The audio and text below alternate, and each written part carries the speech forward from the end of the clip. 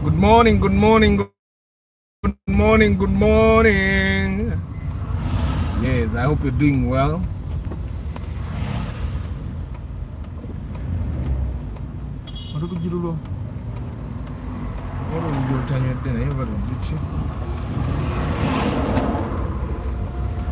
Good morning, good morning. Kano kajamu kajja tambula mpola mpola mpola mpola. Akuba lwaliwo abasirikale nalibuze nga lusu.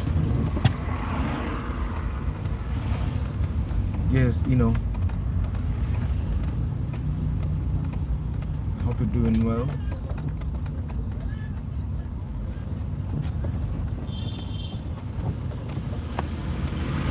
Yeah? But you're hot. You see, me, I'm cold. You feel it? Ngezesa ku lugiro. Mpola mpola wali ababoda. Yango bakende. Bandi banne. Mpola. Linda ko. Mpola ali ababoda.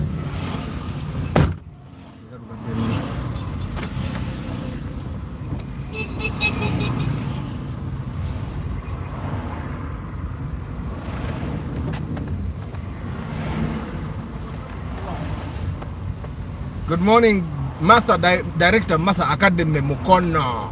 Good morning, Cosmas Agaba. Good morning, Aracha Jackson. Hey, I hope you guys are doing well today.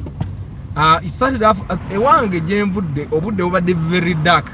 As dark, olaba kiri black wali. Waffe bo obadde dark nnyo naye tugenza tutuuka wempe ndaba ate omusana gwememula. Kyensabirira enkuba ereme kutonya etwesonyiwemu ebbanga. I'm going to be shooting the project for like 2 weeks and I hope the rain doesn't disturb me because in Uganda the way our roofing is made, enkuba bwetonya ebyokushootinga nga musooka mubirekera awo nga mulinda enkuba ekoleki enkuba ekye. I hope it doesn't rain because if it rains it will disrupt me a lot. But I hope you guys are doing well today. Abadde tannakimanya tuyingidde omwezi ogwokutaano kati simanyi which goals you had set. Simanyi how many you have achieved. You know, the fact that we are in this 5th month, it means that we are 1 month away from getting to the half of the year. Ate kasatuka half of the year kitegeeza omwaka guddusa. Omwaka gutandika okudduka okuva mu June nange simanyi nako. Good morning, Mr. Ranga. Omwaka gudduka from June to December. The year is too fast. Kitegeeza bw'obanga tolina kyewa achievinze by June muganda wange oba olina okwongeramu naawe emisinde. But I hope you're doing well. Nze ndi bulungi. Omanyi kasitozukanga ku makya nga tolina wakuluma n'okeesa ng'osobola okutambula, osobola okukwata, osobola okussa, osobola okuwulira. You can feel, you can hear, you can smell. Nga senses zo zonna oziyina. You better thank God because waliwo eyazuukuse oba waliwo akedde ku makya nga tasobola kukola ebyo bintu byonna. You can imagine Jaja usually died. Yali ngaffe nga he's alive. Olwaleero ali mu ttaka. Yamize ku mazzi g'enkuba yesterday. Kakati bw'oba oli mulamu, Mukama ekyo nakyo kimwebaza. Obulamu bwe bugagga. If you didn't achieve what you wanted to achieve last year or last week or even last month, Mukama omwebazaako ekintu kimu nti oli mulamu. Ojja kuddamu ate otetenkanye ogezeeko ate okufuna byonoonya. No, nobody. Good, like me. Ojja kunoonya, ojja kusobola okuddamu okole ki? Onoonye. Good morning, Ashaba. I go live every day, Monday to Friday at 7:15. Of course, starting next week, I'll be having very short live broadcasts because I'm going to be very tight, but I can't miss my broadcasts. But you know, babu zako buli kumacha. Tulabate bigenda bitya. But starting next week for like 2 weeks, I'll be having very short broadcasts. I'll be having broadcasts of about 30 minutes. Of about 30 minutes because then I have I'm scheduled to start shooting at 8 a.m. every day. So I'll be starting 7:15 and I'll be doing 30 to 45 minutes. Then I go for my shoot every day, which I'm getting you ready. But Mr. Ashaba, I go live every Monday to Friday at 7:15. The past few weeks I've been busy, so I've not been going live one of the days, at least one day out of the weekend. But my program is to go live every Saturday at 5:15 and every Sunday at 5:15. That's how it's scheduled. So that's my live broadcast, and very soon I'm going to be starting podcasts where I'll be hosting people from all walks of life, and then probably they will be telling us also what they love about cars, what cars they drive, why they drive those particular cars. And because I realize that there's so many people that drive Mercedes Benzes, there are so many people that drive Volkswagens, so many people drive Mazdas, and they have reasons why they drive those cars. And of course, we have a lot of things to learn from these people. As you know, this channel is about cars, but we also realize that for you to enjoy driving your car, for you to upgrade, for you to get better cars, still your other aspects of your life has to be okay. Love life, home life, business, work life. You need to have all the other health, all the other aspects of your life have to be okay for you to be able to enjoy driving, for you to be able to collect money to buy cars, to upgrade. So that's why we keep talking about these other things. Yes, ideally someone would say, this channel is for the love of cars. Why you don't talk about cars like every day? Yeah, we talk about cars every day, but we understand the other aspects are important as well. Obudambo bwa bulijjo bwe babutambula bulungi, ate osobola okunoonya sente ezigula emmotoka eza upgradinga, okitegeera ekikuyambako n'obuteepika nnyo n'omanya nti siri mu bedde, kati Arthur amanya nti si mu bedde n'ateepikira crown, okitegeera. But bw'obeera eyo weka and you don't know that there are other car lovers that actually drive a certain type of car, you may think that you're too late. You're really not too late. Good morning, Abby. Good morning, Peter. Good morning, Maximian. Good morning, Henry.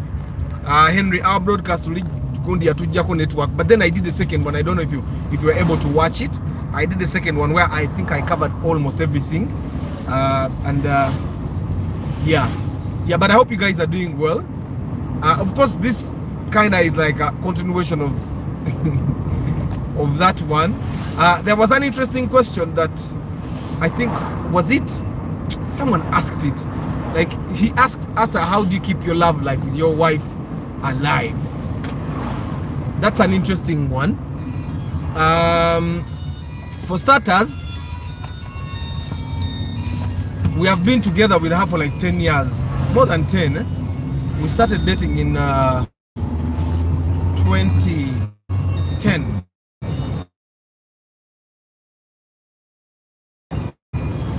So 2020 would have been 10 years. So now we're actually making 13 years in June. We started dating in June 2010. Yeah. So but how have we? I think I should also ask the rest of you guys that are in good relationships, like JK. Of course, I think I have an idea of what JK does. JK says this is supposed to happen in our relationship, and it happens. What JK teri kuwakana omukazi tawakana. Of course, nange wange ka element yako jekali. The man is the man, and then the wife is the wife. Yeah. Oh, for your birthday. Okay.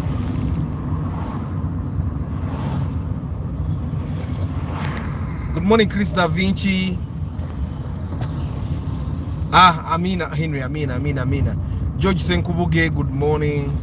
JK, you're not a dictator. JK, you're a dictator. You know you're a dictator who doesn't really dictate. You dictate without dictating.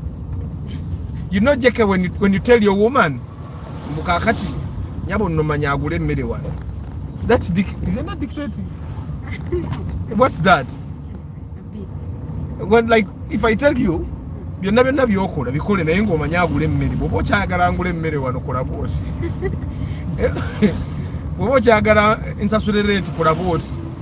That's dictating, but it's not actually dictating. You have not told someone kola kino, But you are telling them botakola kino nno.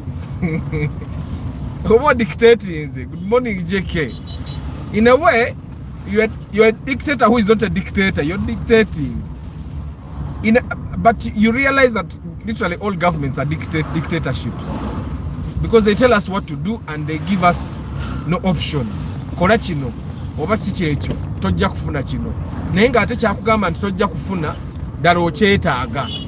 Okitegeera? So in a way, but I think in a way all peaceful relationships have some sort of dictatorship. It's a dictatorship. Me, I know I'm a dictator in a way. It's just that there is a man and a woman. There is a man and a woman, Yes, and the man dictates. There are man in the relationship and the woman must be a woman. Exactly, the man must be a man in the relationship, the woman must be a woman in the relationship, which means for a man to be the man in the relationship, he has to dictate. No. Yes. He has to Dictatorship. live in the upper position in the house. Yeah, the upper position means that I dictate what happens. Hey, do you know I dictate? Hmm? Do you know what I dictate? The dictator says, let's do this and you do. But now discussion eri wano. Chikolo jakufa. Yes. A dictator doesn't have to kill you. A dictator gives you unbearable conditions. A dictator husband. Hey. A dictator husband. No. Kakati, your husband yambo jakufa. Ate aba asuse ku dictatorship. What the example? Hey. What the example? I think the standard dynamic of a healthy relationship is a man being a man and a woman taking up her position. Yeah, which means the man should be able to dictate. Because okay, what do you no one likes dictatorship. Okay, what do you mean? What I mean is that a man yes is the head of the home. A woman is to support the man. Okay, you're not here to head the home as a wife. You're here to support your husband. Yes. Head this house. Yes. A dictator is not needed in a relationship. Let me ask you, if a man is a man and a woman is a supporter, whose decisions go? But honey, you notice that it's not whose decisions go. Mm-hmm. Men lead, but they listen. I So listen. They work together. You know what happens? A man listens and then he says to Korechino. Yes. But honey, you get the thing is, we talk and then And I dictate. You know what? Dictatorship doesn't mean that. Why dictatorial governments fail? Dictatorship doesn't mean that necessarily what I decide should be bad. The reason why the other dictatorship governments, the dictatorship governments fail, is because they dictate what is bad. And the men are not listening because they're. If I dictate what is good, I'm still a dictator, but I'm a good dictator.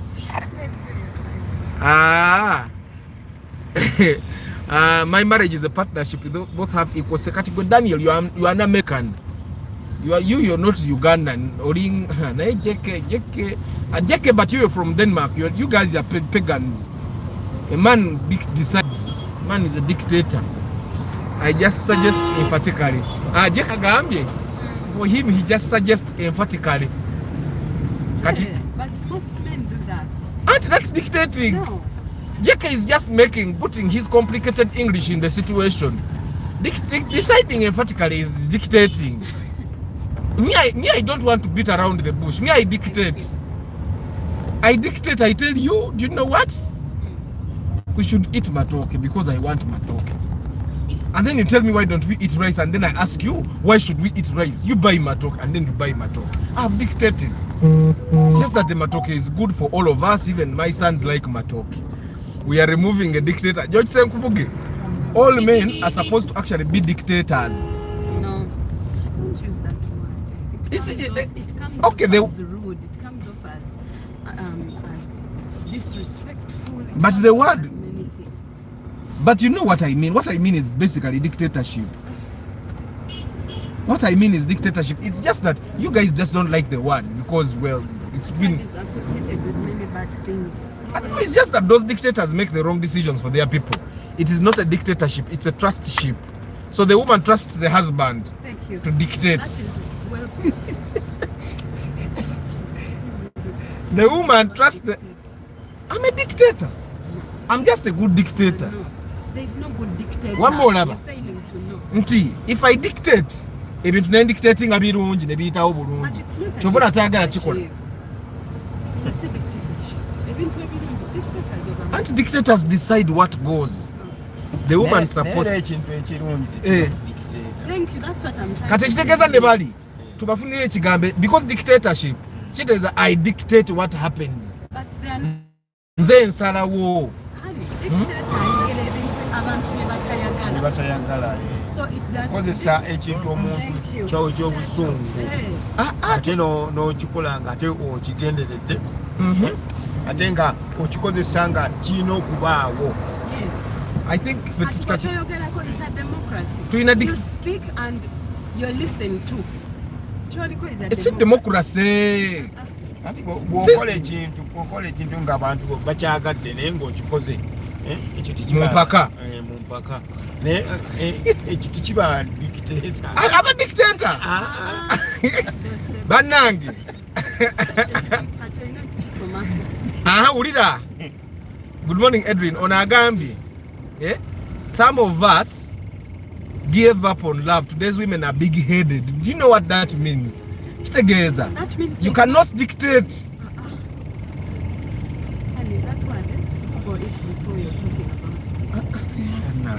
Leero naze mulayinetera okutambula ate neegaana okutambula. Mukama Katonda.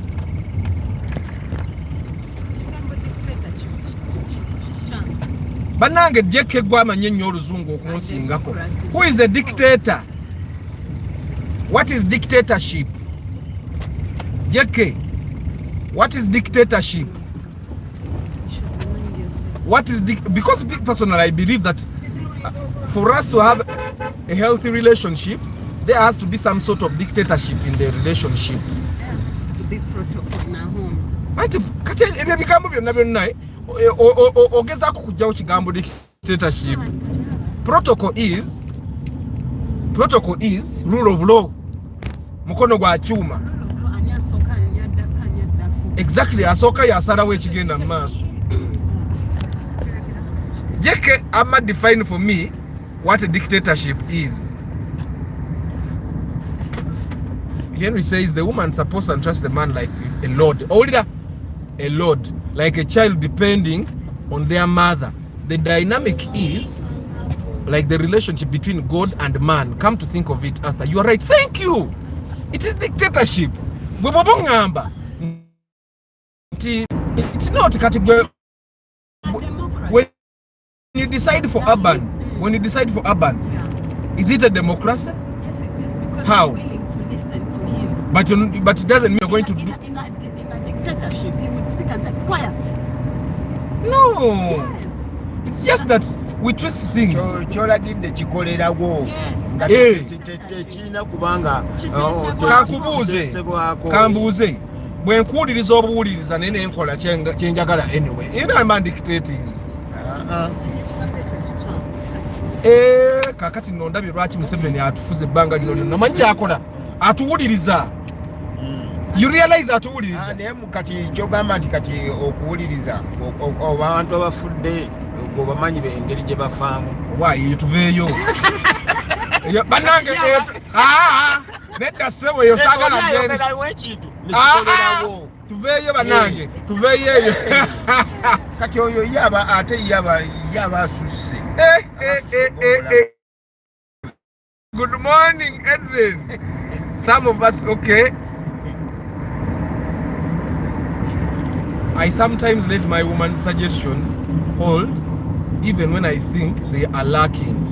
The suggestions, they just don't have to have detrimental consequences. That's what dictators do. Sometimes a dictator will let things slide. Naleka parliament yo baba minister bene bakola nabo kye baagala. Okitegeera. Nete kitegeeza nti abata dictating nze naye amanya wanaayitira na hey.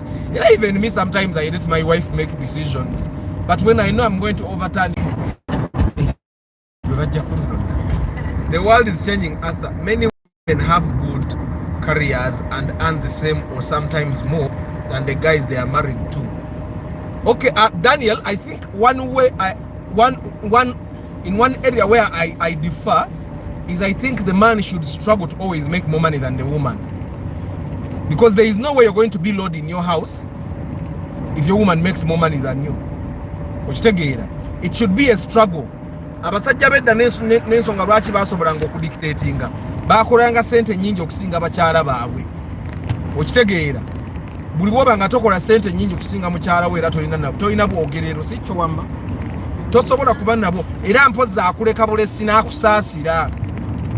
But I believe that a man is supposed to make more money than his wife. Era mukyala we bw'aba akola miliyoni emu lwana nnyo weerwaneko okole 3. Otherwise sooner or later ogenda kujogebwa. Thank you even Abba knows. Okitegeera omusajja olwananga nnyo n'okola sente because you cannot dictate ekigambo kye mutayagala kukozesa kyekya dictatorship. Kale you cannot influence kati tukiyita influence. You cannot influence things in your home without more money because toina bogenda gama and it's MTN. Toina bogenda gama mukyala wo leero tetujja kugenda ku beach nga sente ze mukozesa ajja kugamba bagwe togenda kwamanyinze ngenze. You get it? So that's why I believe that a man is supposed to make more money than the woman, and that's where it all starts. As a man, your struggle should be in making money. And I believe that's for me. I believe that's one thing. It's not the most important thing in a relationship, but it's one thing that we should not take for granted. That a man should make a lot of money. A man should make a lot of money. Mukyala wo bw'aba ina sente nga zisinga ezizokozesa ezizokola ezisinga ezize. I don't know. Do I make sense? Mukyala wo bw'aba kusinga sente mukwate bulungi nnyo omuggyeko sente ze ozikozese okukola sente ezisinga ezize. Ati kyenkugamba oba azikuoze oba akoze atya oyogera naye bulungi kozesa olukujjukujju kozesa you can get that money. Anti nkugamba kozesa olukujjukujju omuggyeko sente ozikozesa okole sente ezisinga ezize omuddize ezize. Oba bayigira waba n'emmoroka ekoona oliyingira otyo.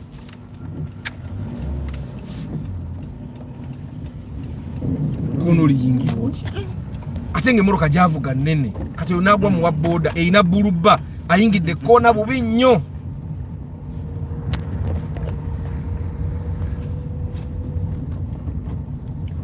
I think the way the world is changing is that our women are omulabi omwana wa boda abadenga ina appointment nange. I think the way the world is changing, yes, women are making more money, women are career based, but I personally think that a man should work really hard abenene sente nyingi so that you don't at any time get a woman that has a more, because that's how the dynamics have always been. The man is king, the woman is queen, because the man has more power as king.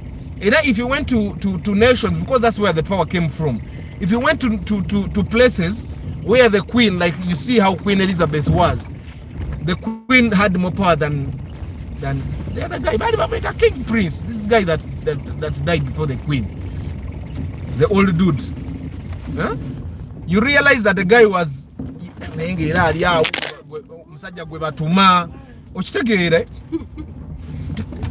the moment your woman has more money than you, your esteem goes down. Anyway, because this happens a lot, that your woman will have more money. But if your woman has more money, you should struggle.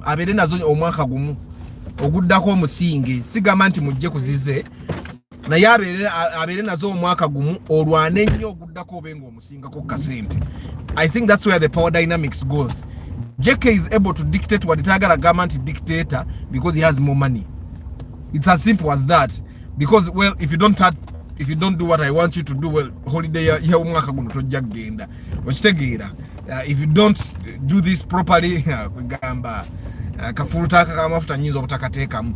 It's as simple things that work like that. As long as as long as there is no power dynamic there, I personally believe that, especially in marriage, because you guys realize that bwe mufumbirwa mutandika okubeera mwenna n'empisa embi ze wali kwesenga mukya datinga zitandika okulabika, ne weaknesses ze wali okwesenga mukya datinga zitandika okukola ki, zitandika okulabika. Kati ebyo byonna byonna okubyewala, I think the best thing for you to do is, as a man, not so important but very very very key, that as a man lwana nnyo okole sente zisinga mukyala wo. Nze nalwana nnyo kazi wange talina kunsinga. Kolali yakola kano kali ne bwata kujogera ne bwaba bambi nga muwombeefu atya amazima gali nti kali akantu kebulizaayo ddala tekasobola nebo era oba oli awo nga kavuddeyo. Other is a benevolent dictator. Kati akagambo benevolent sina one dictionary kanoonya okitegeera. Good morning Brian. Also I'm very Ugandan, even here at Nakawa on the way to work now. But Daniel, kati where you lived abroad for some time, so that's how your power dynamics work. Zikolanga bebweru wane Kampala munnange okitegeera. Total power over others obtained by forces dictatorship to me. Oh, okay. Boleta mwako oyinza okugira, but still, if a lady decides for you by force obeera maanyi ga kiwato oba maanyi ga kiwato. Henry is saying, 1 Peter chapter 3 verse 5, for in this manner in former times the holy women who trusted in God also adorned themselves, being submissive to their own husbands. 1 Peter 3:6, as Sarah obeyed Abraham, calling him Lord, whose daughters you are if you do good and are not afraid with any terror. Good morning Bashir. Chapter 3 verse 7, husband likewise dwell with them with understanding, giving honor to the wife as the weaker vessel. Good morning Rashid. I guess Muchara Arthur will raise points from heart. Arthur listen to her. No. I listen to my wife, but in a way I decide what happens. Sitacho. I listen to my wife, but I decide what happens. Dispute that.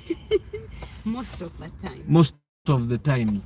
Of course ongo musajja olina okumanya amagezi amatono goyina n'amangi goyina, wabaawo wansinga muko ku ntegeera y'ebintu ebikati nga ebyokufumba amanyi omunnyo gulina okay, some other yes even professional things. Yeah, name professional things.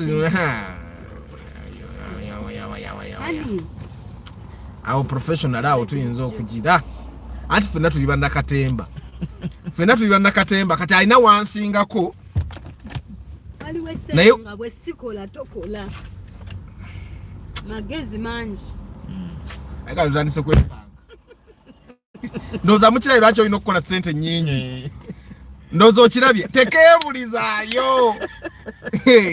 tekeebulizaayo Arthur, I have friends here in Uganda who are married and both wife and husband each earn 10 million plus per month and they are happy. Daniel, I guess I suspect they are happy because there is that power dynamic. If there is always supposed to be a power dynamic, either the man accepted that I'm a weakling or the wife accepted that I'm weaker than my husband. There is a relationship power dynamic. The moment that power dynamic the moment that power dynamic disappears, Daniel, I've seen there are relationships I've seen where the woman earns money and the man earns money ngabafuna sente zezimu okitegeera, and if you knew the amount of cheating that was in that relationship and I was close, ng'omukazi asobola okwenda ng'omusajja kyakola n'omukazi kyakola okitegeera. But what the Bible says is that there are things a man can do that a woman should never do. And it's not even just the Bible, it's humanity. That's how the culture. Matthew says, anyway, my experience could be different. I married a non-Ugandan. Oh, nature na chochiriao. For relationship where there is a non-Ugandan and a Ugandan, bitero kuchuka muko. Wachitegera. Tekebuliza yo Matthew karabye nawe both professional in different ways. It truly called men with richer women kings in jail. Exactly. So kati oyina okubaako ne wootemingira omukyala. Omukyala nze ndaba in marriage though, in marriage omukyala w'omutemingire wasinga kwe kuba nti omusinga ku ssente. Weewo wokka si kyo kuba ky'akyogenda omusinga. Toyina kirala. Oyina okukola ssente ng'akimanyi nti kale olina. Because ebirala byonna bino ojja kwesanga abasajja abalala bonna balaga bakola ki? Ne bwe bate bakusinga kubeera na mpisa nnungi, bate bakusinga mu kisenge, ne bate bakusinga ki? Naye abalala baje naye kati wana artist wali wamanyi Arthur olowooza Martha ali submissive. Martha is submissive. It's just that wano ku YouTube bonna bonna bajja kulaga naye abakazi bali submissive. Mukyala wange ali submissive. What I say goes. Okitegeera. But professionally I need her because twasoma ebintu byebimu. Kati first of all it's marketing wise. Mukyala wange yamanyi engeri yakwatamba customer. So kyovula bagambi walulwa nga bw'abatakoze sikola ki. Because mweyo area ansinga amanyi okukwata abantu si weewo obadde ogamba. Customer service. Yes, very good. Yeah, she's also a writer, so I'm not a good writer. So those two aspects I want to make clear.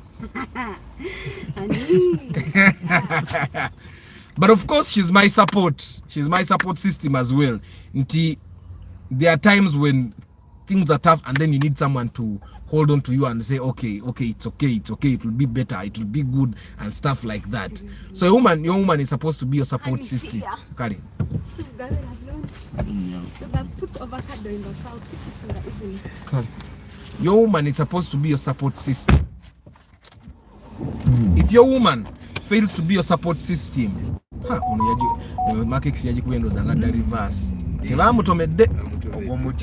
Yatomedde muti. Yabadde adda reverse muyiga. N'ali nnyo omuliro nnyo. Abantu aboge morokeze moroke empya bayiga nti ogongo omuti ogwo ogw'amasannyalaze. Ate ne betuvuga omuti gw'amasannyalaze n'ekiba kisenge ensonda y'ekisenge. N'ensonda y'ekisenge. Kuba eyo ndabika ng'ensonda. Guys, when you get to the road ngenda gibalaga emmoroka eno omuntu. Aka yabadde adda reverse n'ali nnyo omuliro speed y'amaanyi. Ne zino waya zino zemuteeka kakengoyi. N'ebyo bipolo nga bye nasembe biri ebya waya. Kubajjukira bibaamu gundi. Bibaamu kati nayiyeemu nze enkokoto. Mubeeramu enkokoto. Kati kiba kigumu nnyo omulaba. Ate mukazi. Gwe ogulaba guugwo. Ate mukazi.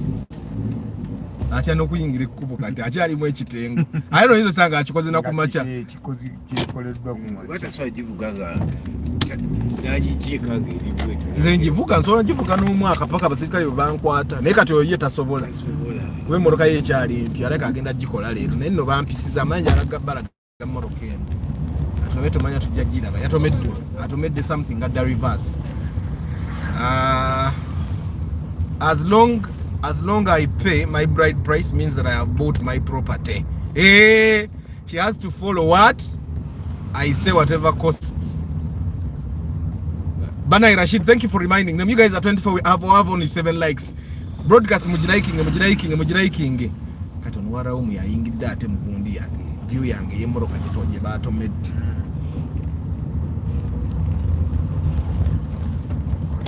Nze I believe as long as omukazi akkiriza nti gwe mwami we, you're going to be the husband. The moment the woman accepts that you're going to be her husband, okay, then she needs to be submissive. Then you as a man, you need to take charge of that relationship. Now yeah, I told you sometimes some men are not very wise. Tebalina bulungi magezi. Kanewesanga the woman has to take the lead. If she doesn't, tebalina kibayinza kwekolera. Okitegeera abasajja abamu ate kitandikira common sense. Abasajja abamu ne common sense tebamulina. Nti asobola okulaba nga agenda tokugwa mu kinnya n'agenda n'akigwamu. Kati aba yeetaaga omukazi olumu amukwate ku mukono ng'omwana omuto.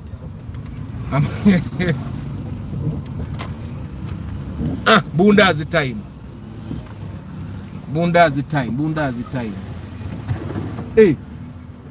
Lero temukoze bundazi.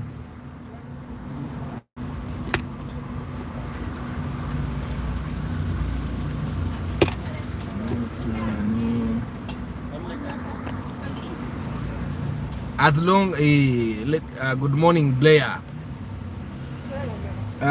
Obundazi wa 3 sumbusa za 2 namwe mbagulire bagule bundazi oba sumbusa abantu bamwe baagala obundazi bengenda nabo mu meeting bali obundazi.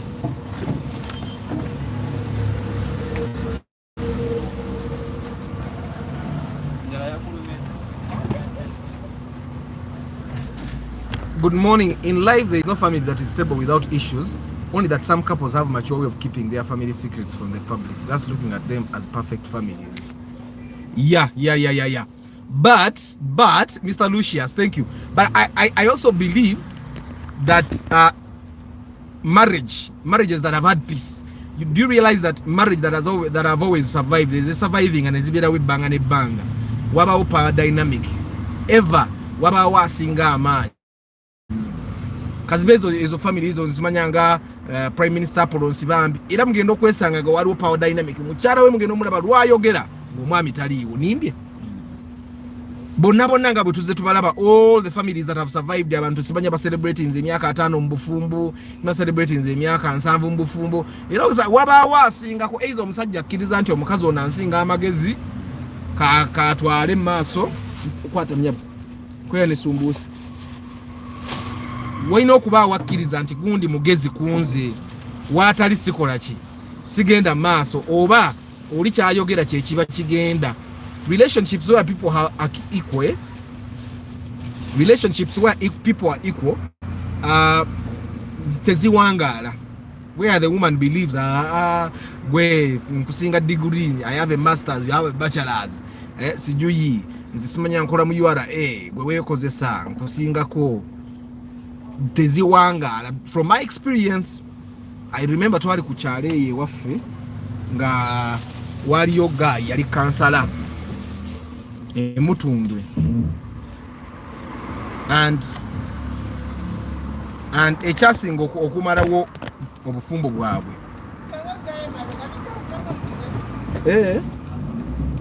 temwatadde mu buyinja ndabe nga kyemwataddemu obuyinja. Ekyasinga okwonoona obufumbo bwa kansala oli kyali mukyala kinnya kinene badde ndabye nga kye baataddemu yali mukyala omwami. I think the carrier of the money, the man is an accountant. Yanywa nnyo omwenge n'atuuka nga emirimu gye tegikyatambula ne batuuka nga omukyala mu mirimu gye gino emitonotono mwajja sente ezigula emmere ewaka okitegeera ng'olumu yateekayo ne fees z'abaana and that alone started nekitandika okusuula obufumbo bwabwe. Ate ngedda baalinga happy ng'omusajja akyasobola buli kimu ng'omusajja akyayogera kigenda okireka kasita judgment ye yayonoonebwa omwenge guno buli kimu nekitandika okukola ki nekitandika okufa. Mr. Peace Joseph Owekiboga webale kulaba. Meanwhile Arthur, first share number of your plumber. Would you recommend him for plumbing works for storage house? There is already a mechanical plan. Yes, definitely I can recommend him. I can definitely recommend him. So you may have to WhatsApp me and I share the number. He's too good and he's not expensive.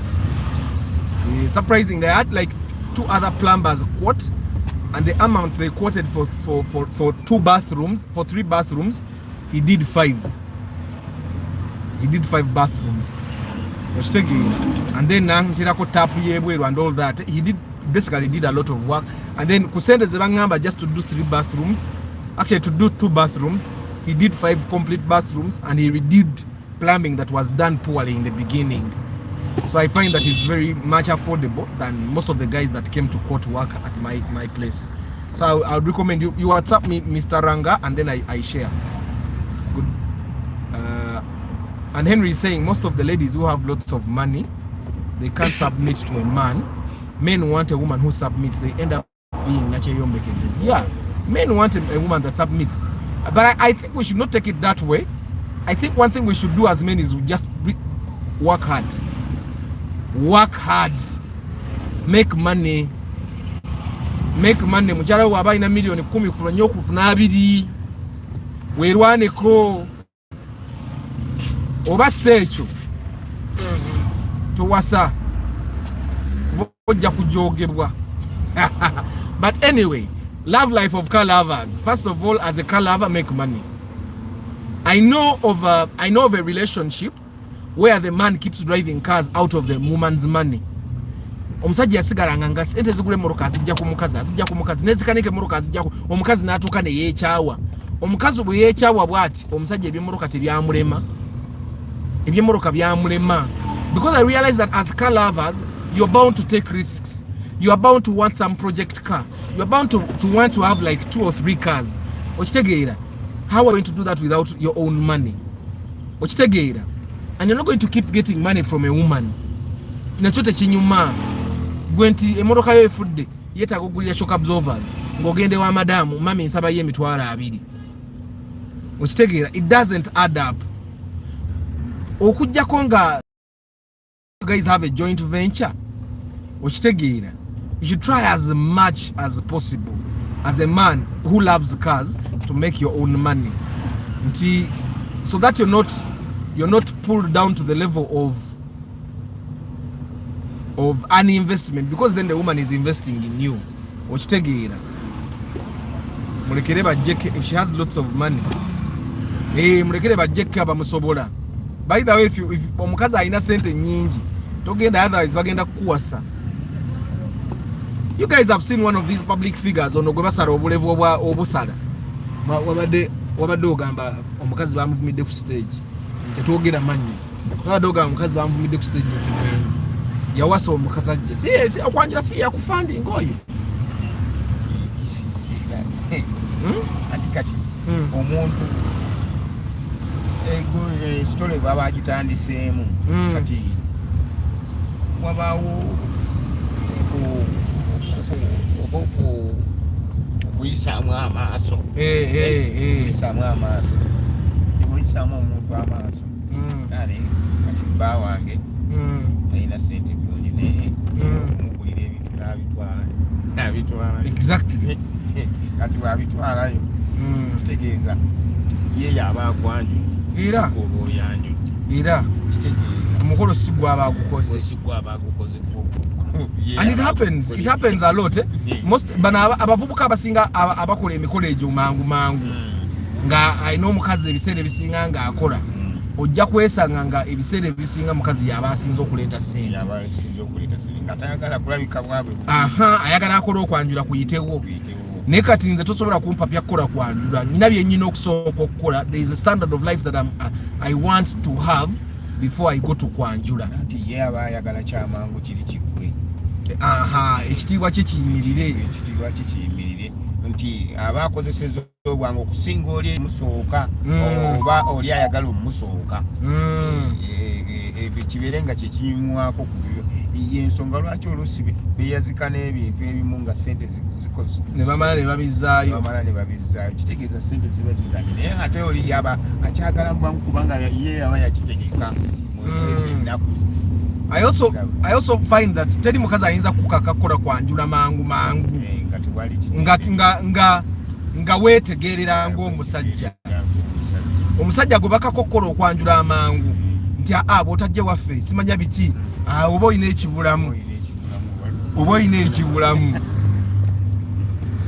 ekibulamu. But anyway, basically the love life of a car lover should have a lot of money. Bw'oba oli musajja ayagala ennyo emmoroka olina okuba ne ssente. Naawe omukyala bw'oba oli mukyala ayagala ennyo emmoroka kola nnyo obeere ne ssente ezizo. Otherwise omusajja ajja kuwulira emmotoka omunyizaamu katono ng'ekisumuluzo akitwala. You don't want that. Mwena mulaba abasajja n'abeera eyo. There is a guy, public figure, luli yali bagenda mukolako interview omukazi n'ava nedda baby tajja kwogera kati naye ng'omusajja mukazi waava ati eri n'agamba nti Arthur tajja kwogera nga microphone ekutuddemu ne kamera. Okitegeera kitegeeza gwe ng'omusajja oli kisajja olina by'otatuukiriza kuyitibwa musajja mu makaago. Okitegeera, I remember when we went to Nairobi with Babe and I asked her to pay for accommodation. She asked me to pay for her back when we returned to Uganda, and I asked her to subtract from what she owes me. Kati awo manya Jeka ina upper hand. Mukazi akimanyi nti Jeka yesobola.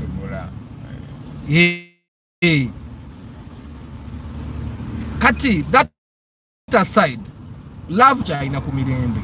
Of course muwuliriza naye atampuliriza nnyo nnyo kali kasinga mu bobanga omusinga. Exactly. Gwe kyoba omanya kiri kimu nti buli wonoowasa omukazi nga takuwuliriza temujja kuba na mirembe. Because for abasajja we are made with ego nti kyenjagala kirina okukola ebiseera ebisinga. Bwe kitakola it damages you as a man. Obanga atali musajja kati omukyala wo bw'aba akuwuliriza muba n'emirembe ewaka. Kati n'okuteesa kwanguwa kubanga omanya lwalemeddeko n'atakuwuliriza ebiseera ebimu naawe otandika okwebala abalamu n'ogana naye kyenjagala kinaakola oba tekiikole. Okitegeera. So I find that in the for your love life to be at peace, as a man, first of all, get you a woman that will listen to you. Okitegeera. Kati ate naawe ng'omukazi kati gwe Martha, for your love life to have peace, get a man that you can listen. Funa omusajja go respecting basically. Omukazi bw'afuna omusajja gw'atawa kitiibwa tewajja kuba mirembe. Ate naawe omusajja bw'ofuna omukazi nga takuwa kitiibwa tewajja kuba mirembe. Bino ffe betubeeramu abasajja ng'onoonya mukazi alina kabina. Nga takuwa kitiibwa gwe ng'ogenze na kabina tojja kuba na mirembe waka. Because ajja kuba takuwa kitiibwa. Amanyi kyonoonya. Yafuba kulaba ng'agejjesa kabina. Gwosigale ng'ogoberera oyiike endusu nga takuwa kitiibwa. Ajja genda yende n'okwenda akomewo ng'amanyi tolina kyojja mukola. Okitegeera. So get a woman that respects you, and you women get a man you can respect.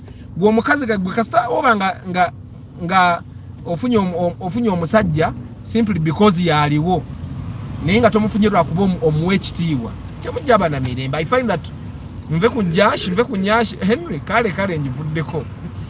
But as long as I find that respect is very key. Respect is very key. And abasajja tumanya omukazi atakuwa ekitiibwa omumanya from the beginning. Omumanyirawo engeri gyayogera naawe, engeri gyakuyisaamu, engeri gyakutunuulira, engeri gyayogeramu n'emikwano gyo, engeri gyayogeramu n'ab'eŋŋanda zo, omanya nti ono omukazi ampa ekitiibwa oba tampa kitiibwa. Okitegeera. I find that the other thing that can keep your love life intact is funa omukazi nga ategeera naye nga ate tategeera nnyo okukusinga. Because bw'obanga oli muyebe bw'obanga oli muyebe okusinga omukazi amazima togenda kuba na mirembe kubanga ne bw'anaakola ekyamagezi olw'okuba ekyakoze kyamagezi okukusinga tojja kutegeera nti akola kyamagezi ojja kunyiiga bunyiiza otandika okwagala okukuba omukazi. Okitegeera. Kale yandibanga alina byategeera okukusinga naye banga common sense wo akola nga toli musiru kubanga I find that most homes that have domestic violence, good morning Dennis, most things that have domestic violence atakabina kako je kakabina takaina buzi nebo ogoba akabina kukango nonyo jaba na mirembe. I find that most homes that have domestic violence ebisinga it stems from two things. Either omukazi tawa musajja kitiibwa oba omusajja tategeera. Either omukazi tawa musajja kitiibwa oba omusajja takola ki tategeera. Because omukazi bw'aba akuwa ekitiibwa nga naawe otegeera, chances are high nti temujja kulwanagana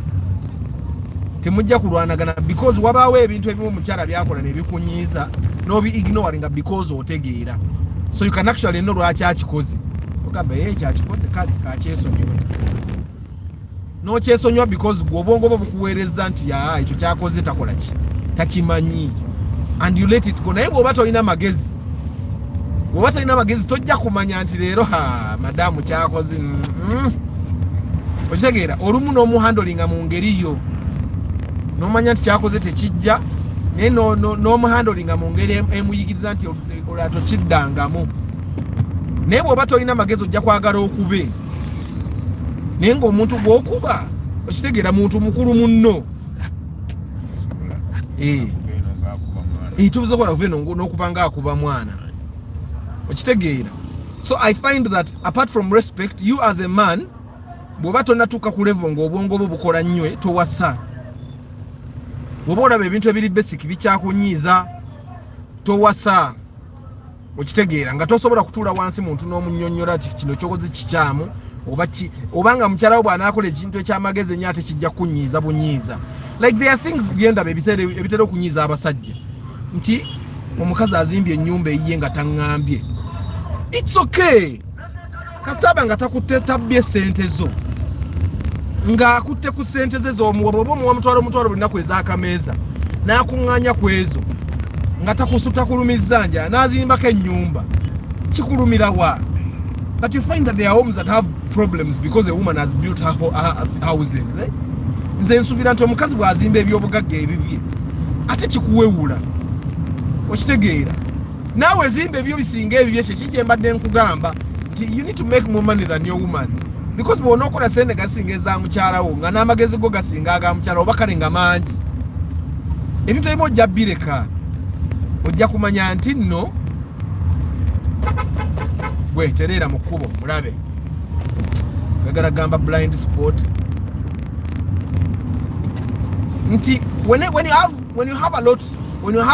you have sufficient money mukyalawo ne bwagenda n'azimbayo obuyumba bwe bwabapangisa eyo n'agenda n'azimba ennyumba ewaabwe tekijja kuluma kuba naawe oyina ezizo. Naye abasajja abatera okunyigira ebintu ebyo basajja nga yalemereddwa okukola ebibye kwegamba n'awulira nga mukazi we okukola ebibye ate ye bimunyiiza bunyiiza okitegeera. Kati mukyala wo bw'aba asevinze ku guno omutwalo gw'omuwa n'azimbayo obuyumba bw'abapa tonyiiga sanyuka busanyusi naawe geziwala omanye mukyala wange bw'aba azimbe muzina 5 zakuŋŋaanya kitegeeza 5 zisobola okuzimba ate nze mba na mutwalo nange kanzimbe. Ideally a man should make more money than the woman. I think that's where the power dynamic comes in. Gwe mukyala wo abacha buli bwakusinga sente ogekola entondo ate lema kusumbuwa kuyingirira kyo kumalako miri. Exactly. Ate era omukazi omwavu ennyo naye amenya bitu waki kyekataliko nfufu kukataliko nfufu kusingako relationship bisinga trouble tampa buyambi era omukazi ng'omulaba naye tayina naye omukazi bw'anaaba ne ssente nawe bwe zinaakubulamu ajja kwefaako paka bw'onoofuna. I disagree. Yes, she can do her own thing for sure, but if she hides it from you, it sends all the wrong signals. Anti kakati JK, it goes back to one thing. A woman that respects you will not hide things. Omukazi bw'aba kuwa ekitiibwa tajja kukweka ajja bikola nga omanyi kakiddayo eri funa omukazi akuwa ekitiibwa okitegeera kiddayo eri funa omukazi akuwa ekitiibwa because bw'aba takuwa kitiibwa definitely ajja bikola ng'aga no kano bwe kanaamanya kana akasajja kange bwe kanaamanya kajja kuzimba omutima abikweke asobola n'okukongoola nga tolaba. Exactly. Naye bw'aba akuwa ekitiibwa ajja kukugamba because akimanyi oli musajja ŋŋwaŋŋuli tebikulya bwana kugamba nzimbyeyo obuzigo bwange 3 gwe ng'ozimba 10 okitegeera gwe kikuchallenging to get better. After we learn from school now when you say that if a man you're not wise enough don't marry, that means we may not learn new things, but the moment you marry the lifestyle changes because of responsibility. Anti kakati Mr. Lucius gwe kyobamanya kiri kimu buli wonooba nga totegeera kutuuka ku level ya mukyala wo oba kumusingako ogenda kunyiiga ojja kunyiiga kuba omukazi ajja kubaako ebintu byakola nga byamagezi otandika okulowooza nti waliwo omusajja agamuwa waliwo omusajja amuyiiyiza naye nga mutufu omukazi yeeyiiyiza okitegeera. Kati ekyo kyenga nti bw'oba wasa omukazi fuba okulaba nga amagezi go kyova olaba kirina kijjawo ne ngamba kale ekyokugamba nti omukazi akusingako kiri awo beera ne common sense, because when you have common sense you can actually spot n'omanya nti kino yakikoze ng'osobola okumuyita emabega n'omanya sente azikola atya, because bw'omanya bw'azikola naawe omanya bw'oyongera ku zizo okitegeera. True JK, that's cheating too. And Henry, I find that if you get a woman that respects you, she will not hide things from you. I find that women that hide things from their husbands, they don't think their husbands can handle the truth. Omuntu buli walowooza nti amazima tosobola gahandolinga kitegeeza takuwa kitiibwa, kitegeeza buli wakulowooza akalabira ddala totegeera. tojja kubitegeera nti omukazi asobola okwezimbirayo ku nnyumba okitegeera kati nze mukyala wange tayinza kunkweka nga alina byakola because akimanyi nze mmanyi nti bw'afunamu akasente akake kirungi nnyo tajja kummenya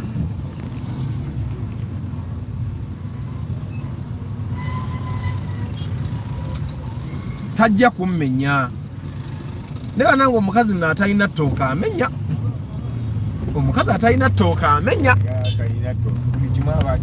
buli kimu akisubiramu gwe akusubira n'okuzimbira abeewaabwe akusubira abeewaabwe bwe balwala gwe buli kizibu ekigwa ewaabwe olabatunuulira gwe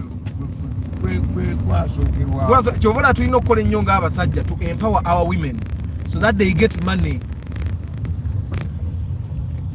tulina obba empoweringa bayige n'emirimu ne bino kati nze benkola construction ewange njagala nnyo omukyala wange n'abiyiga nti kino tukikola bwetu kino tukikola bwe kyobola bamubuuza nnyo ebibuuzo jangu wano kikola tukole tutya wano because it's important that a woman is independent okitegeera it should not threaten waliwo abasajja bendaba ti omukazi oyo bw'anaayiga okukola kino onoomusobola kati oyo yajja kuba apaalusa oyo ng'omanya kati obwongo bwe buli awo naye ayagala mukazi kimongwa okitegeera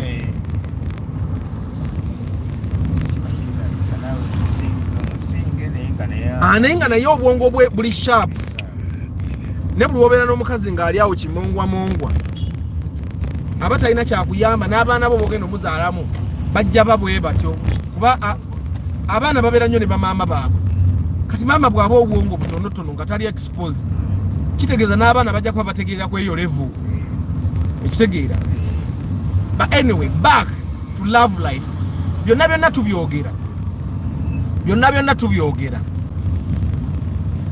tubyogera bakyali bange naye towasa omukazi atakwagala never marry a woman that doesn't love you and you should learn to see when a woman doesn't actually love you. Never marry a woman that doesn't love you because byonna tubyogera omukazi ajja kugumukiriza nnyo bw'aba akwagala naawe ojja mugumikiriza nnyo bw'oba omwagala naye omukazi ne bw'aba akuwa ekitiibwa nga takwagala muba mwerimba. Never marry a woman that doesn't love you because omukazi actually the moment omukazi watandikira obutakwagala ng'afunayo gw'ayagala era bwe mbeera mu relationship n'omukazi nga takwagala aba alinayo gwakola ki kati gw'aba akugumiikiriza bugumiikiriza either omuwa ssente anekira oyinza okuba nga alina waayagala okutuuka nga gwe olina omutuusaawo akukozesa nga ddaala akulinnyireko atuuke waalaga bw'atuukawo akusuula afune gw'ayagala gwayagalira ddala ku ntobo y'omutima exactly kubanga omukazi naye abaako omusajja gwayagala ku ntobo y'omutima gwe ddala exactly kati oyinza okubeerawo nga weeraga nti mukazi anjagala kunnema yalina eddala lyayagala kulinnyirako atuuke waatuuka. Bannange guys, this is very important. Biri byonna tubyogedde simanya kola ssente ezisinga simanya kola but love is the most important thing. Kyovola bantu omukazi bw'aba ayagala bbaawe agumira mbwavu abagaga ne bamukwana nga agaanye n'agumira mbwavu n'agenda ne wabwe n'ajjayo ne Sydney olumu n'amwewolera n'omwewolera. After from love comes respect and there comes submission. There is no submission without respect and love. Definitely. Kyovola bantu ngambe nti biri byonna tubyogera ne bw'onooba n'omukazi nga takwagala ne bw'onaba ne ssente ezisinga ezize ajja kwagala house boy. Okitegeera mwalaba ebintu bya sheeke omijjukidde mukyala we teyagala gundi house boy okitegeera because tewali laavu. Jjukira ono omuwala yali yamufunanga muto okitegeera oyo omwana emyaka egyo yamufunira sima ye yamuweera ne erevo tetumwogera linnya toyogera linnya omutegedde gwe kasita toyogera amannya bannange naye tumutegedde nti yafuna omwana nga I think she was around 17 n'amuweerera erevo n'amuweerera university n'amwongerayo ku masters okitegeera naye omuwala yali ayagala abantu ba myaka gye kati ye teyali levo n'aguma omuwala n'aguma n'abeera naye era omusajja olwafa ndoza mwala bate wayita bbanga ki ati omusajja yayita nafa na kufa ng'omukazi atandise obwenzi ng'atandise okugenda n'ab'emyaka gye okiraba So always, and I also find that ng'omusajja also okulaba nga you get a woman that is your age. Towasa nnyo buwala buto nnyo. Kuba kawala akate nnyo tojja na kumala nako kaba n'amaanyi mangi gwe ng'agago kakendedde. Kusumbuwa kajja kusumbuwa nnyo. Kaba tekannalaba nsi. Nga kaagala okumanya biri eby'omu maaso. Exactly. Naye bw'ofuna omuntu ow'emyaka gyo ajja kwagala n'okugumira ajja kugumira because I find that bana temwogera manya ajjakke muve mu bintu by'amanya mujja kunsibya. What if the love fades along the way? Brian, I find that love doesn't fade. The love is always there. Mu abantu abagamba mbu love fades, love eyinza oba teyaliiwo from the start. Love tefadinga. Eba teyaliiwo. Love esobola okubeera distracted olw'ebintu ebyo omukazi mulaba bw'avuga patrol. Love can be distracted. Abaana bakuba ebitaala bya red wano omulabye. Gwe ky'omanya nti Brian, you can be distracted but you can never stop loving your wife oba wali omwagala.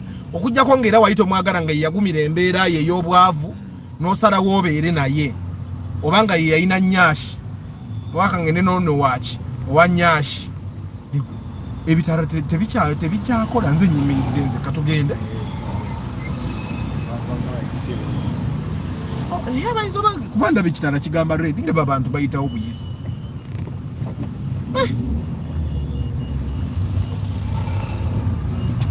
Me, I find that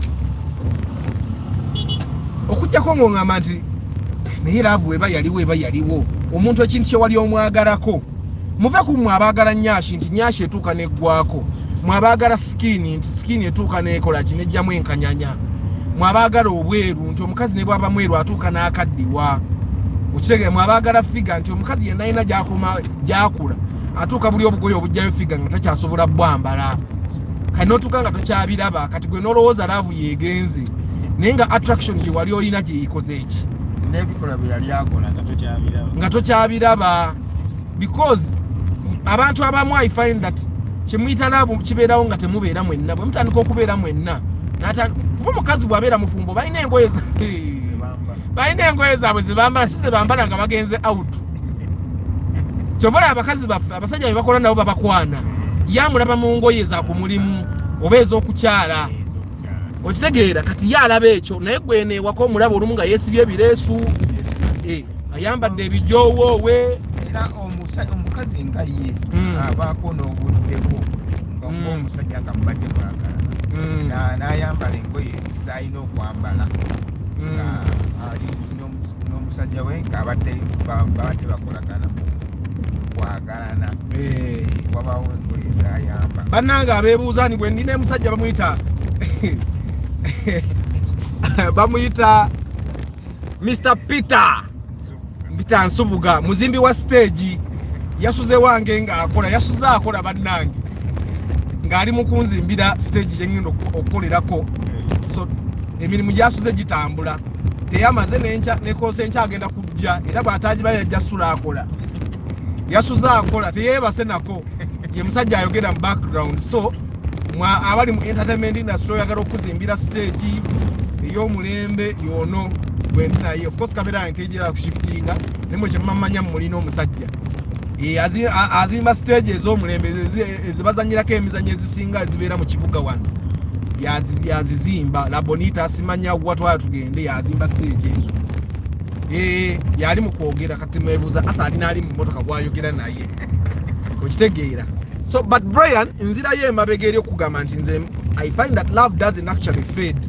Kasita musigala nga mwali temupretendinga omanyi bwe tuba twekwana ebiseera ebimu abantu beefuula kye batali oli omuntu n'ayagala ky'otali kati bwe muyingira ate bwe mufumbirwa ate n'oleeta true colors zo. Kati bw'oleeta true colors ng'oli size ya falling in love with. Nze bwe nali ne mukyala wange buli kyendi nakiri ebintu byenjogera mubirabanga bwe mbyogera ne mugabo waye Arthur mukyala we bw'anaalaba video bwe nali mbyogera nga tukyekwana. I actually reached the point ne mubuuza naye wayo njagalako ki okitegeera ne mugamba onjagalako ki nangamba nze nkwagala era bye yali anjagalako ne kakati byakyanjagalako okitegeera tebinnakyuka nga bwe nayogeranga ne ngamba omukazi olina kukola bwoti ng'era bwe mbimugamba n'akitegeera.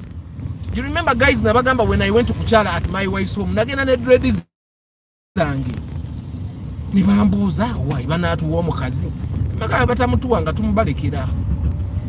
Nagenda okukyala ewa mukyala nga nyina emmoroka eringa enkuba emiggo kibina yange.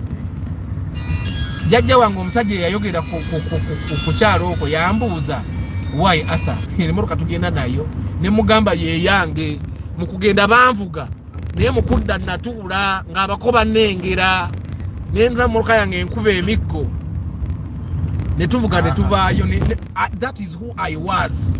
Era when I cut off my dreads she did not influence me at all. It was an internal decision that I decided as me. Nekirowozaako omwaka mulamba. So up to now people think she influenced me. Naye naleete yamanya nagenda bugenzi nga tamanyi nensala enviiri zange nenkomawo ewaka nga enviiri teziri nga nze nga sikijjukira nakijjukira nti navugyeko dread. Bonna ne bantunuulira ewaka ne bagamba nambuuza honey what happened nemugamba enviiri actually saasooka nakukirowooza nero bantu nembagamba kiki teka enviiri ziriwa nenzimukwasa nga nziyina mu kaveera. Because it was a personal decision. For me it has always been clear. Era bw'obeeranga ne girlfriend wo be who you are. Mwebe mugamba nti laavu egenda because wali bwe mwali mu dating nga weefuula nga kyotali bw'oba tewalina ssente ne weewola n'omuwa by'otasobola muwa n'omutwala ku date z'otasobola. Nze tetugenda nnyo ku date naye era tetwagendanga nnyo. Tetwagendanga out twagendanga ini. Ane ekirala omuntu okumutwala ku kintu kyotasobola ne weewola omuntu omutwala ku kyosobola kyonookolera ebbanga. Exactly. Kati nze saapite ffe twagendanga ini ebiseera ebisinga ini era kati outing ne bw'aba azaagala bw'agira najjukiramu nagana ebyo ebyo tetwabikolanga kuva dda. Okitegeera ate kati tulina n'abaana kati ogenda okukubamu akafaananyi nga kati n'embeera gye tulimu n'obwa bize bwe tulina ogenda okwesanga ate byali birina kusoboka luli naye nga luli tebyasoboka. Okitegeera era yakimanya ame workaholic nti nkola nnyo. My work is important. Negwagiridde naye alina okukola naawe olina exactly. Ate era from the time we started our relationship we are always a partnership. Nze siwandiika awandiika nze bakasitoma simanyi okitegeera and we know Arthur nkoze nsasula okitegeera era bwe neerabira omusasula ayinza okyogerera omwaka paka bwe nkwata sente ze nenzimuwa wakimumanyiriza exactly okufuna omusaala. Exactly. Ndoza brero tegedde lwaki nze ngamba love tefedinga. Love efedinga nga mwefuula kye mutali nga mukyedetinga nti bwe mwatuuka mu relationship eyaddala ate ne mujjayo true colors zammwe. Bw'oba wali muyombi wali tewayomba. Nze nayombanga. So I actually just got better nti bwe namuwasa ne museewa nga ate ne nfuuka muntu ali better than what I was before. Kati bw'ofuuka better nga muli mu relationship ate akya-appreciating nnyo okusinga bw'ofuuka worse. But one thing I realize about marriages nti abantu bwe baba badetinga ono omwenge gwagukweka bw'aba anywa sigala amukweka ate bwe batandika okubeera bonna ate n'atandika okujoga. Bw'oba oli mujozi joga nga mukyedetinga omukazi amanye nti boyfriend wange mujozi so that bw'ona omuwasa n'omujoga aba yakirabako tekiba kipya. A girl once stole money from her dad and gave it to me to start a business out of love. After we separated, I couldn't marry a thief. Nange senkubuge nedda oli omukazi. Abakazi bakola ebintu mulaavu. Gwe ky'omanya ekyo teyakikola nti mubbi naye yakikola baawe boyfriend we asobole okubaako survive. Bannange George wakola bubi. Omukazi oyo yakikola out of love. Kyobona bambagamba nti omukazi bwagwa mukwana asobola okukola buli kimu. Kyobona towasa mukazi kwagala.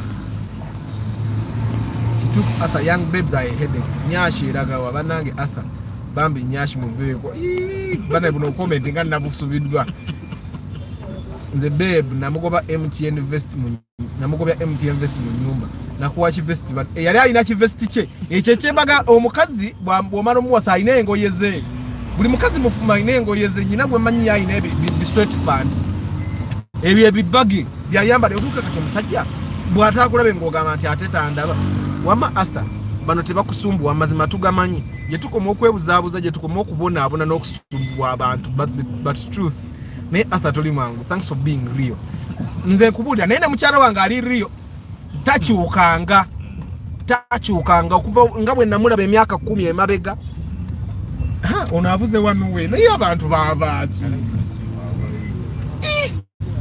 naye uyo tabagamba atavuga emmotoka empya bano tebamanyi yuna avuga wishi yobije avuze wanuwe avudde erina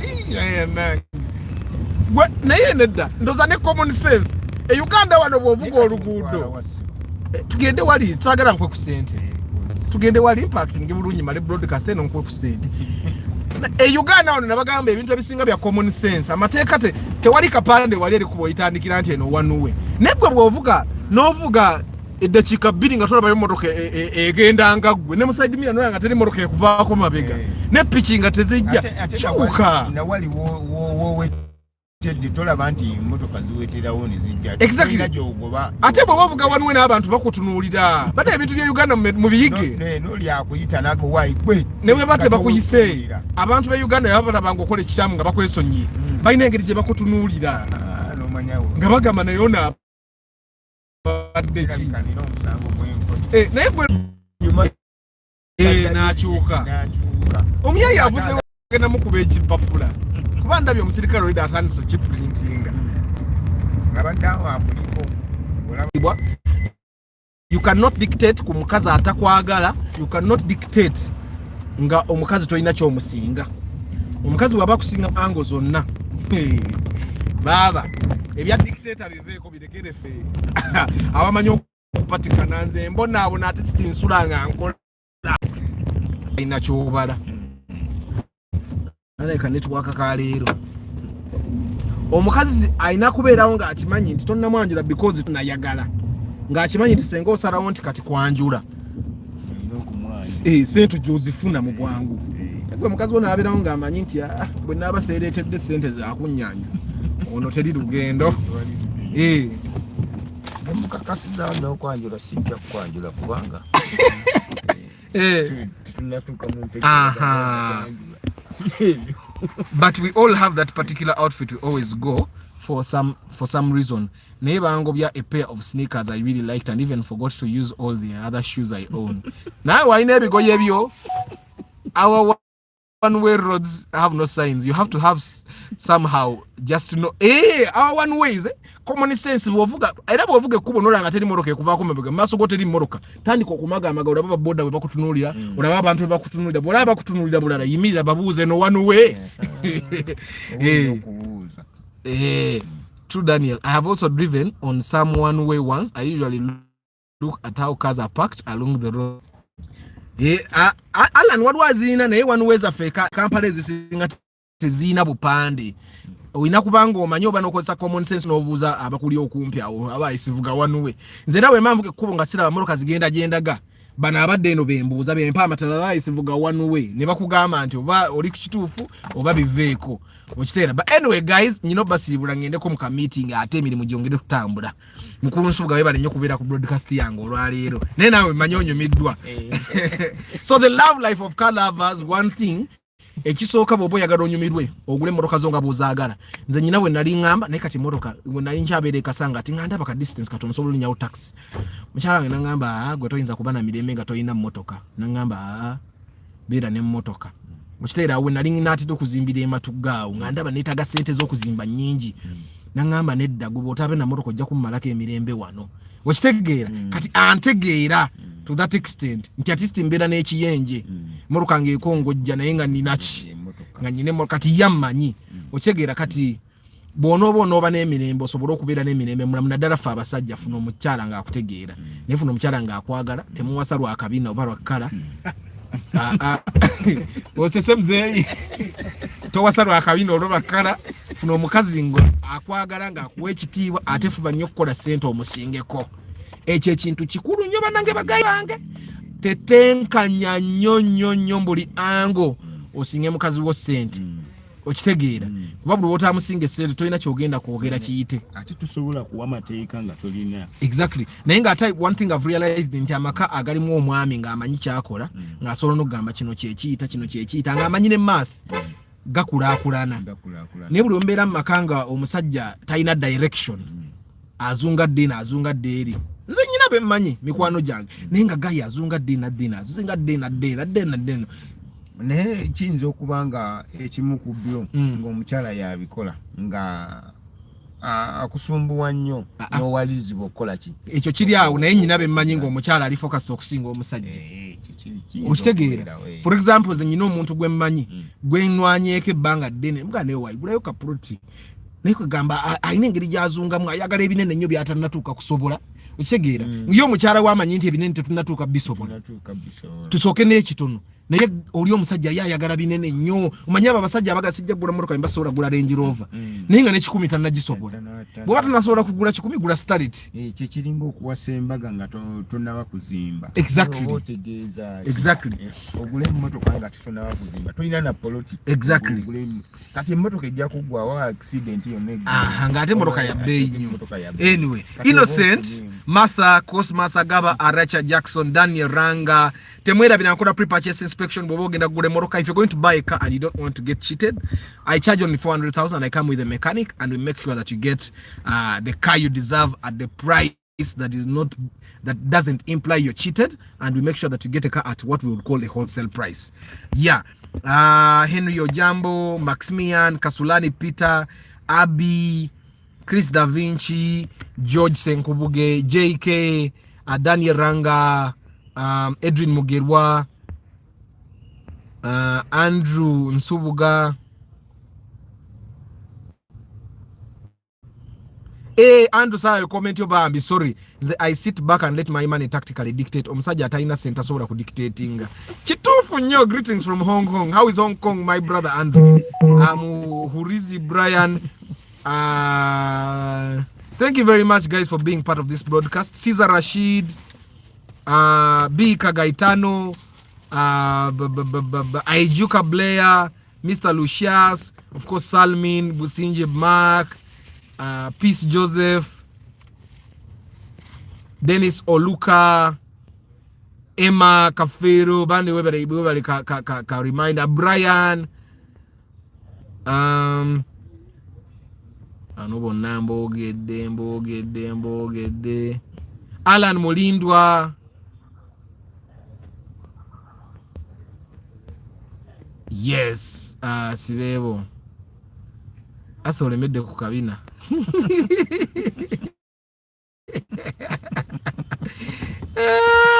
Anti jeka abantu abamu kategori oli objective naye waliwo abantu abamu nga bwalaba akabina alaluka birala byonna n'abyerabira. Okitegeera funny lifestyle. Yeah, thank you very much guys. Don't forget bana you recommend me for business akasente nketaaga ate nketaaga nnyo kati olaba Mr. Nsubuga atudde wano nyino kenyina nyino muwaako sigazeemo katono mundeetere ba clients week ejja kola pre-purchase inspection ne week ewoozeddako naye no week nkyasobola okola pre-purchase inspection agaana nagonga kole Arthur Mr. Sinafuna Martha gwe tolaba muchatinga no ne Martha yakkiriza dda kirabika okyalina kyolina okukola alina kyalinda oyogere enamba agite. Martha akanamba tukaagala. Martha ateeka okuba alina nyashi. Nze Martha namulabako ekifaananyi. Namulaba alinako. Alina nyashi. Ate mukazi ategeera wuyo alina n'essomero. Naye kati Emma olina challenge olina okukola ssente. Otherwise Martha ajja kukulinnyako. Naye anayembere bulungi. Namwe abali mu Kamoli, thank you for being part of this broadcast. I'll see you tomorrow in the morning. Tomorrow is Market Tuesday banange guys. Mujje tu marketing ebye tulina mujje tuyige marketing. I wish you a very nice day. Ciao. Wait a minute.